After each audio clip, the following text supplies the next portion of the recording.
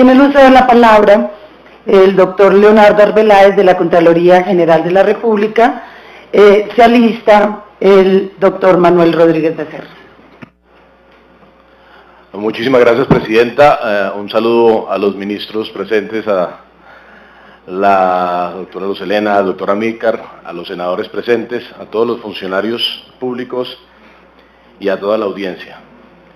Bien, básicamente pedí la palabra por dos razones importantes. La primera, que a la Contraloría General de la República como ente de control, que constitucionalmente nos correspondió a partir del año 91 velar por el tema de los costos ambientales asociados a los diferentes proyectos de inversión, celebra que este debate llegue al recinto del sector minero energético. O sea, hace falta en el país que debates de este tipo que logren virar la política pública que ha venido siendo potencialmente débil o en algunos casos fracasada frente al tema del deterioro ambiental de los recursos naturales renovables por priorizar los recursos naturales no renovables, esté en el recinto donde debe estar, que es en la Comisión Quinta, tanto de Senado como de Cámara, el Legislativo. Y la segunda es que tiene que ver esto con los derechos humanos. Es que no se nos debe olvidar que el ambiente sano conexa con el derecho a la salud, conexa con el derecho a la vida, conexa con el derecho al equilibrio frente a los diferentes factores que intervienen dentro de un ciclo productivo. Yo me voy a referir básicamente a 4 aspectos y puntos en los cuales los ponentes se refirieron a la Contraloría General de la República. En el primer caso, la senadora Marisa en su intervención habló del tema de Pacific Rubiales y el campo Quifa. Quiero contarle a la Comisión Quinta que la Contraloría General de la República está desarrollando una actuación verificando 4 líneas en las cuales en su intervención, la intervención del senador Robledo, tienen que ver. La primera línea es verificar la inversión de los recursos públicos por parte de Ecopetrol dentro de ese proceso de prueba piloto.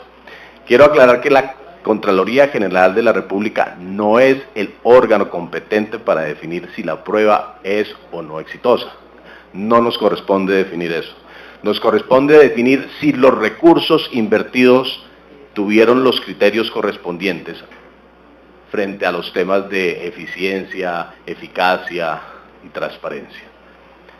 Tenemos otra segunda línea que es verificar si el yacimiento en Quifa corresponde al yacimiento de Pacific Rubiales y si hay un fraccionamiento de la producción que efectivamente le pega a lo que me toca a mí como Contralor Auxiliar del Sistema General de Regalías revisar, que son las regalías. Al fraccionar y al disminuir la producción, ustedes saben que las regalías petroleras están en función de un tema incremental. Entonces, en el sentido de si podemos nosotros lograr encontrar, y en eso, ministro, le pido un favor porque no hemos podido tener la información correspondiente del Departamento de Yacimientos de Ecopetrol que nos garantice por lo menos un análisis consecuente. Tenemos ya las características físico-químicas del crudo y del agua y podemos hacer algunas inferencias, pero sí necesitamos con muchísima precisión ver las coordenadas de los diferentes yacimientos en el subsuelo para verificar su conexidad, sobre todo porque es la misma formación, usted lo ha dicho, son formaciones, las formaciones productoras en Colombia se conocen de mucho tiempo atrás. El tercer tema tiene que ver con el tema ambiental. Estamos revisando la operación, o estuvimos revisando la operación en varias visitas que hemos realizado a la zona, en la cual en una de ellas estuve yo presente, y verificar los efectos ambientales tanto de la tecnología STAR como de la operación propiamente dicha del campo. Pues a nosotros nos causaba ciertas inquietudes, una de ellas que me causa personalmente a mí, en este caso yo soy ingeniero de la Universidad de la Ministra, y me causó curiosidad ver que los gases de combustión traspasaron la zona de prueba piloto y se encontraron en pozos vecinos y les tocó incluir la producción de esos pozos vecinos a que fueran al campo de tratamiento, que es donde tienen la planta para el tratamiento de los gases de combustión. Entonces, ¿Qué significa eso? Que si nosotros tenemos una combustión y tenemos los pozos cerrados, el gas va a buscar salir, el gas de combustión va a buscar salir por cualquier parte, y si hay una parte donde hay un orificio, pues por ahí va a salir. Entonces los pozos que están con comercialidad, que están siendo explotados para la producción de crudo, que a su vez nos da las regalías, que es lo que recibe el Estado por esta explotación, tiene presencia de gases de combustión. Entonces valdría la pena hacer una revisión ambiental sobre el tema, una revisión operacional sobre el tema para este caso.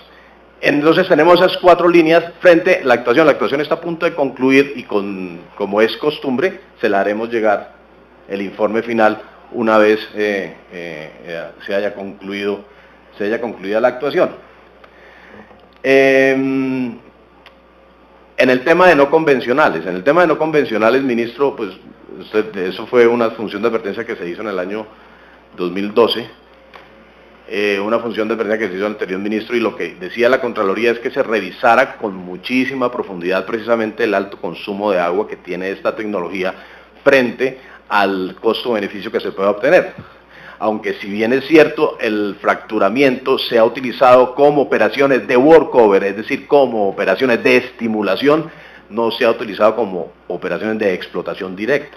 Y eso significa unos grandes consumos de agua, con unos grandes consumos de productos químicos. Ministro, usted decía que pues ojalá se aprobara sin productos químicos, pero lamento decirle que los productos químicos son los que van a garantizar que ese yacimiento no tenga problemas de pegas diferenciales, que ese yacimiento no tenga problemas de que se ataque la porosidad o la permeabilidad de la arena. Entonces va a quedar, es decir, esa evaluación la tienen que hacer con muchísima análisis. Lo que para la Contraloría fue claro en el momento en que emitió la función de advertencia es que había falta de gestión de conocimiento en las autoridades, tanto del orden nacional como del orden territorial frente a la tecnología. Y pedimos que, uno, se hiciera una labor en función de la gestión de conocimiento, y dos, que hubiera un debate frente antes de la norma. No me causó pues sorpresa ver que el decreto sale el 26 de diciembre del año 2013 y la reglamentación está saliendo en marzo.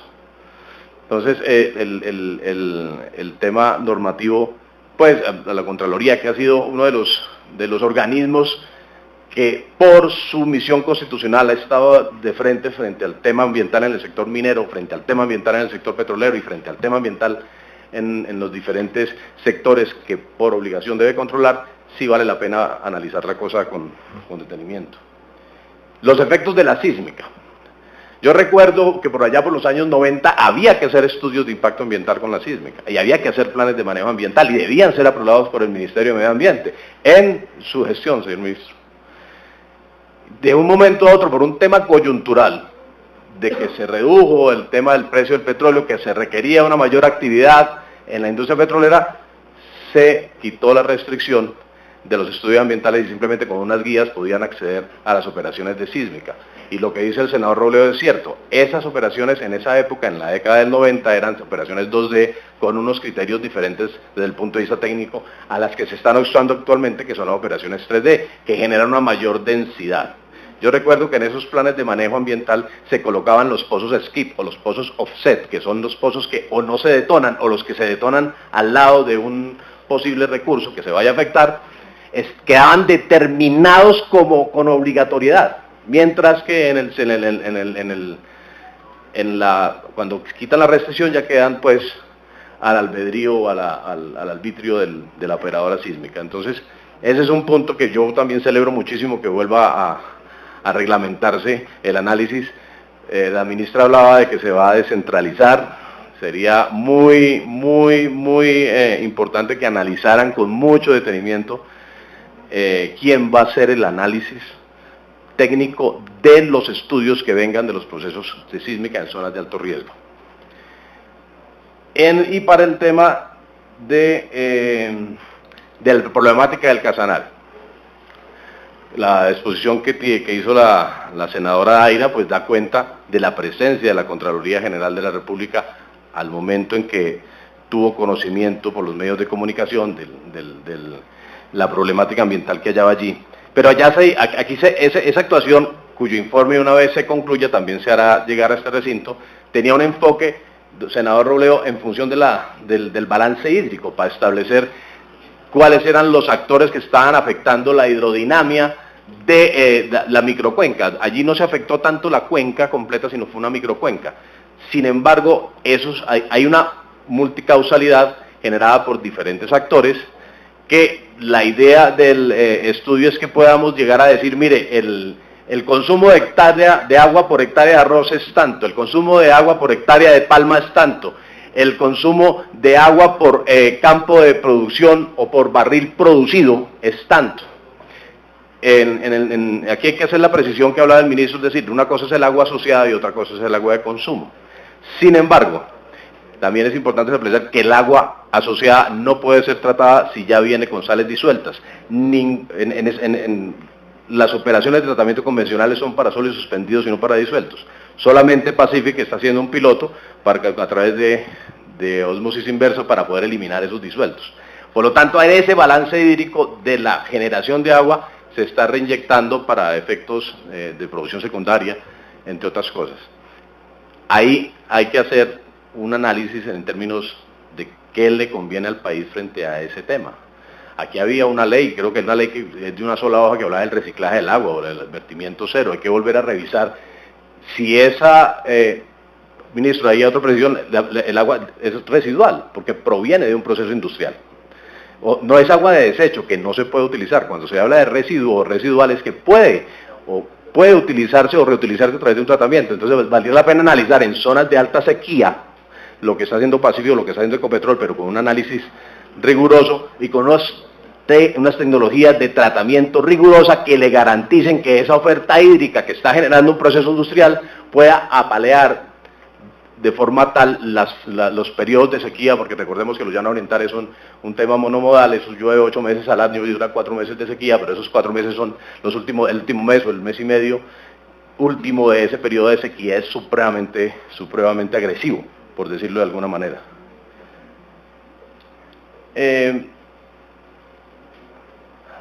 Ahí llegamos al tema de la inversión del 1%. La inversión del 1% en casi todo el territorio nacional, y usted que fue ponente cuando era senador, señor ministro, el propósito o el espíritu era proteger la cuenca a través de procesos de reforestación y protección de sus nacimientos.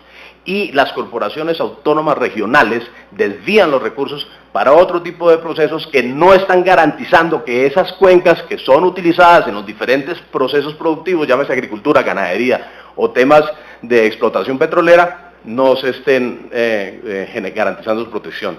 Ahí, ministra, yo creo que el Ministerio de Medio Ambiente tiene cosas y una tarea por hacer, es una asignatura que está pendiente frente a ese tema, porque uno mira la estadística y en el informe que ustedes van a tener acceso, dicen que hay cerca de 215 títulos y solamente como 4 o 5 tienen seguimiento frente a la inversión del 1%. Entonces eso da un sinsabor, que tenemos una regulación muy buena, pero tenemos una falta de seguimiento y control en el territorio nacional impresionante.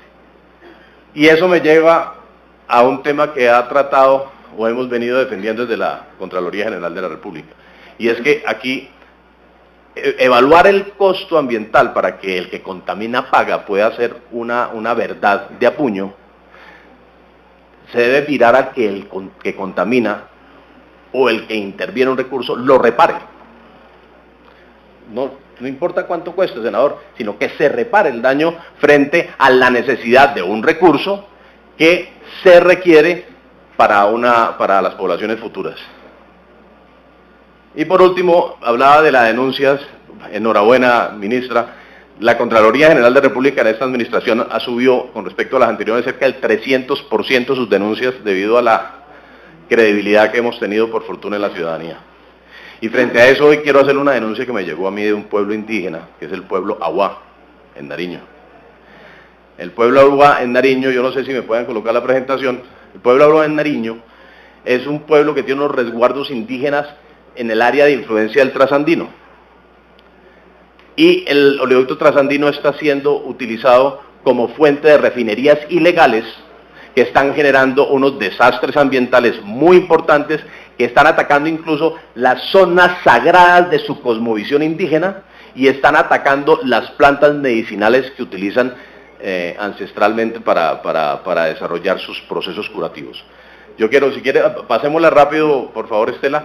No quiero detenerme, sino pasarla rápido para que vean las fotos y vean el impacto que ha generado este tipo de cosas, este tipo de actuaciones. Y se está etiquetando, al indígena con la criminalidad. Entonces es el indígena el que es el criminal que genera los procesos ilícitos, cuando está, la gobernación ya tiene identificada cerca de algo así como 60 o 70 refinerías clandestinas, que son las que surten de combustible al narcotráfico en la zona, y el Estado no ha actuado de la manera que debe actuar para garantizar, uno, los derechos de los indígenas, y dos, el tema de la recuperación y el resarcimiento del medio ambiente.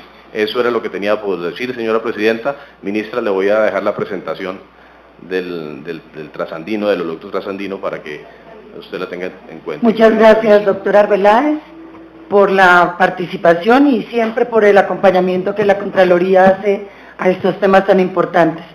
Tiene el uso de la palabra el doctor Manuel Rodríguez Becerra. Bien, muchas gracias, señora presidenta, por esta invitación. Mi saludo a los honorables senadores, a los ministros, demás funcionarios del gobierno y a la audiencia. Bueno, yo supongo que yo estoy invitado aquí por lo que está